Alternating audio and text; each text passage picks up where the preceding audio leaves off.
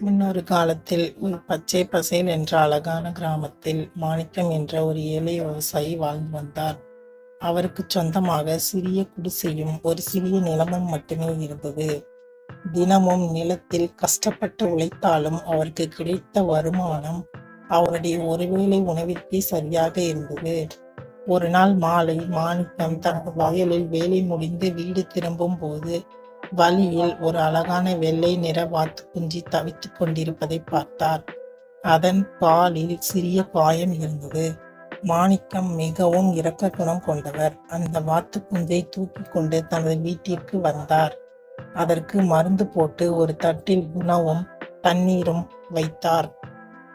அன்று முதல் அந்த வாத்து மாணிக்கத்தின் வீட்டிலேயே வளரத் தொடங்கியது. அவர் அந்த வாத்தை ஒரு குழந்தையைப் போல பார்த்து கொண்டார். நாட்கள் உருண்டோடின.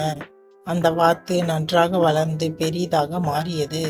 ஒரு நாள் காலை மாணிக்கம் வாத்திற்கு உணவு வைக்க சென்றபோது அங்கே ஒரு அதிசயம் காத்திருந்தது.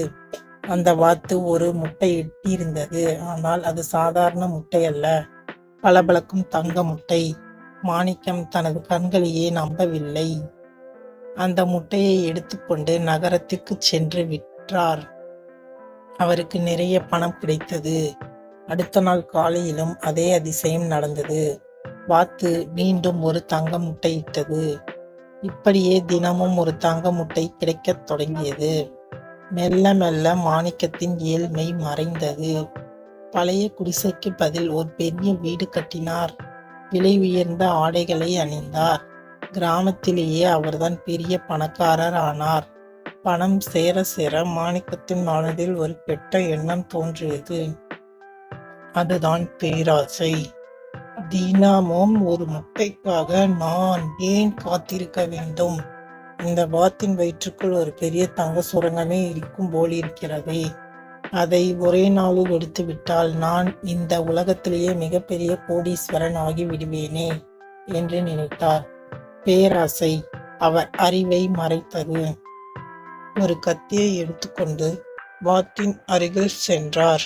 அந்த அப்பாவி வாத்து எதையும் அறியாமல் அவரை பார்த்து சத்தமிட்டது.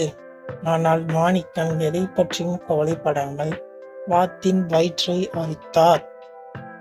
ஆனால் அங்கே தங்கம் இல்லை, இரத்தமும் சதையும் தான் இருந்தது. அந்த அதிசய வாத்து துடித்துடித்து இறந்து போனது. தனது பேராசையால் தனக்கு செல்வம் கொடுத்த வாத்தையே கொன்றுவிட்டதை எண்ணி மாணிக்கம் கதறி அழுதார். ஆனால் இப்பொழுது அழுது என்ன பயன்? அந்த வாத்து இனி திரும்ப வராது. அவருக்கு கிடைத்து வந்த தங்க முட்டைகளும் இனி கிடைக்காது. பேராசையால் இருந்ததையும் இழந்தார் மாணிக்கம். இக்கதையின் நீதி என்னவென்றால், பேராசை பெருநஷ்டம். நாமும் இவ்வாறு பேராசைப்படாமல் இருக்க வேண்டும். பேராசை பெருநஷ்டமாகும்.